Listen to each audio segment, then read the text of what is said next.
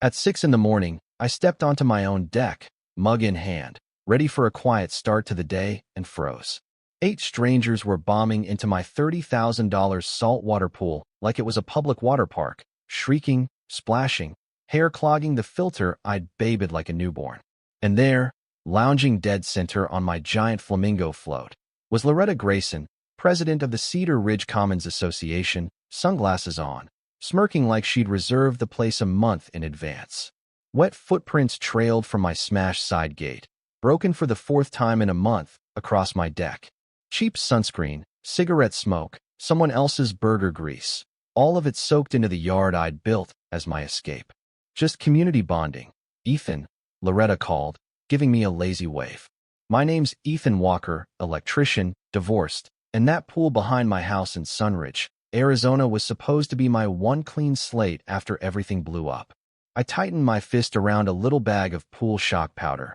Harmless, but if you mix it just right, it turns the water neon nuclear. And something in me thought, not yet, but soon. If they wanted a spectacle, I'd give them one they'd never forget. 3 months earlier, I'd walked into my first HOA meeting at Cedar Ridge Commons with my inspection papers neatly filed, totally unaware I was walking into a firing squad. The community center smelled like burned coffee and plastic. 5 board members sat at a folding table like a discount tribunal, and in the middle, commanding everything, sat Loretta, mid-50s, bleached bob in a tight bun, realtor smile polished to a razor. "Next item," she said, eyes locking onto me. "Unauthorized pool modifications at 214 Juniper Arroyo." My address. My stomach dropped. I'd pulled every city permit, passed every inspection. Then she held up photos of my backyard pool, taken from inside my fence. Colored LED lighting installed without architectural approval. Fine, $1,500. I stood up.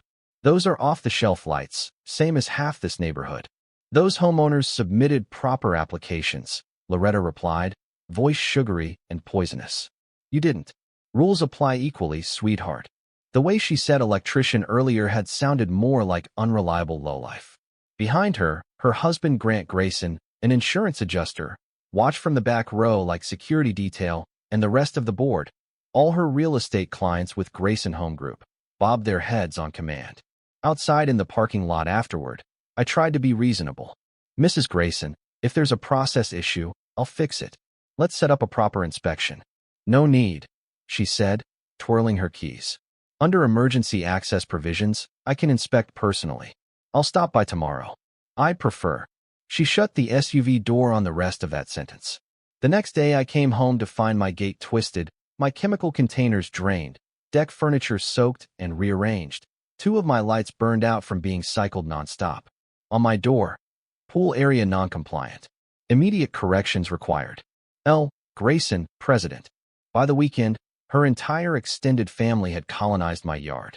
15 people. Kids cannonballing. Adults grilling on my deck. My filter wheezing. My float occupied by Loretta and her martini. When I told her to get out, she just laughed. "Relax, Ethan. I can't enforce pool standards without thoroughly testing them." That was the moment I understood. This wasn't about rules. Loretta had decided my pool was the gem she was owed, and she was going to use every clause, code, and connection to turn my private refuge into her family's private resort, with me footing the bill. 2 weeks later, Officer Nick Alvarez showed up on my doorstep with Loretta hovering behind him, hugging a tissue. "Mr. Walker, we received a complaint about threatening behavior toward a neighbor," he said. "Threatening?" I looked past him. "When I was doing a follow-up safety inspection," Loretta said, voice trembling on cue. "Ethan became aggressive, said he'd make me regret continuing." 3 of Grant's relatives stepped out, all nodding like rehearsed witnesses. That metallic taste of being framed filled my mouth, same taste I'd had sitting across from my ex's lawyer. My divorce attorney's words echoed in my head. "In a fight, the person with the best records wins. Document everything." Arizona's a one-party consent state. That afternoon, I bought a professional-grade camera system, night vision, motion alerts, cloud backup, and spent hours wiring every corner of my yard. By sunset, my phone showed 4 clean angles of my pool, fence, gate, and deck. The very next day, while I was on a job, alerts flooded my phone. Live feed showed Loretta, Grant, their kids, cousins, everyone, back in my pool like it was theirs. Then a well-dressed couple arrived. I watched Loretta give them a full tour of my backyard, pointing at my pool like it was a community amenity. The audio caught her pitch perfectly. Residents here enjoy shared access to premium aquatic facilities, very exclusive. That night, I dropped printed screenshots on her doorstep. "You're using my pool to sell homes," I said. She tried to wiggle out of it, called them just prospects curious about amenities, until I played her own voice from my phone. Her mask cracked. "You can't record private conversations. That's illegal," she snapped. "On my property, with me present?" "It's not," I said. "And from now on, every second you spend in my yard is backed up in the cloud." Her retaliation came fast. An official notice from city code enforcement. A complaint about unsafe, unpermitted electrical work. Inspector Raul Sandoval walked every inch, while Loretta hovered, dripping fake concern. I handed him a binder of permits and signed approvals. His attitude shifted, and he left warning her about false complaints. Then Grant arrived in his Silver Shield insurance shirt, claiming he needed to inspect my yard for liability concerns. Problem: my actual policy was with Desert Star Mutual. While he took unauthorized photos, my real insurer emailed me. A neighbor had reported safety issues, and unless I fenced my yard to a spec I couldn't afford, my premium would more than double. Loretta had turned her trespassing into evidence against me. That night, I vented to my neighbor Grace Donnelly, 73, retired paralegal with a memory like a steel trap. She listened, then said, "Bring me your HOA documents." All of them. Her dining room became a small law office. Hours later, she tapped a clause in the original Cedar Ridge Commons covenants, Section 4.3. Any homeowner could voluntarily designate a private amenity as community accessible in exchange for shared maintenance, transferred liability, and priority scheduling for the owner. I blinked. "So I can turn my pool into an official community facility?" "Exactly," Grace said. "They've been treating it like community property anyway. You make it legal, the HOA has to insure and maintain it. And if you ever want your solitude back, you revoke it with notice. In the meantime, Loretta loses control and exclusivity." The next morning, I filed the paperwork with the association and my insurer. Liability moved to the HOA's master policy. My premium dropped. I hung a simple sign on my gate: Walker Community Pool, Cedar Ridge Amenity, all residents welcome. Families I'd never met showed up with their kids and towels. 30 people in my pool. Laughter, chaos, splashing. Loretta stood on her patio, watching her relatives fight toddlers for space. I just shrugged. "You kept insisting it was a community pool," I told her. I finally listened. Underneath her fury, I saw something else: fear. Because while Grace had been reading covenants, she'd also been following money. And buried in expense reports, she'd found the real crime.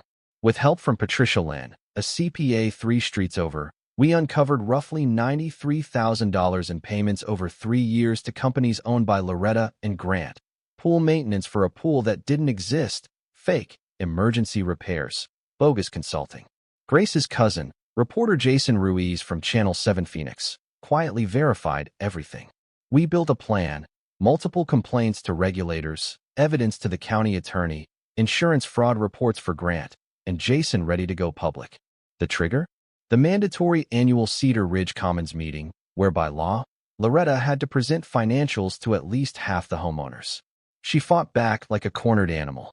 My pump system was sabotaged at night, wiring cut, housing pried open, and then conveniently photographed by Grant for a claim.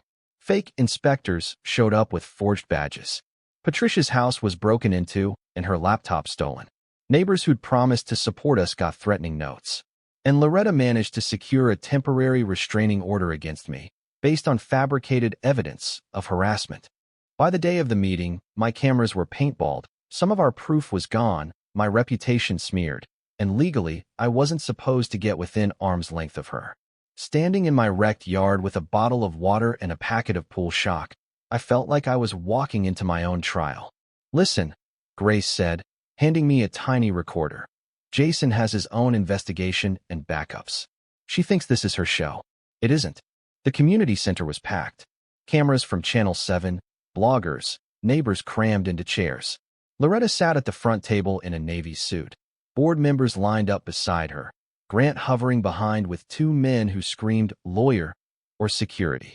She opened the meeting with a speech about ongoing harassment and false accusations, pointed at me like I was a threat to the neighborhood, waved the restraining order, painted herself as a martyr.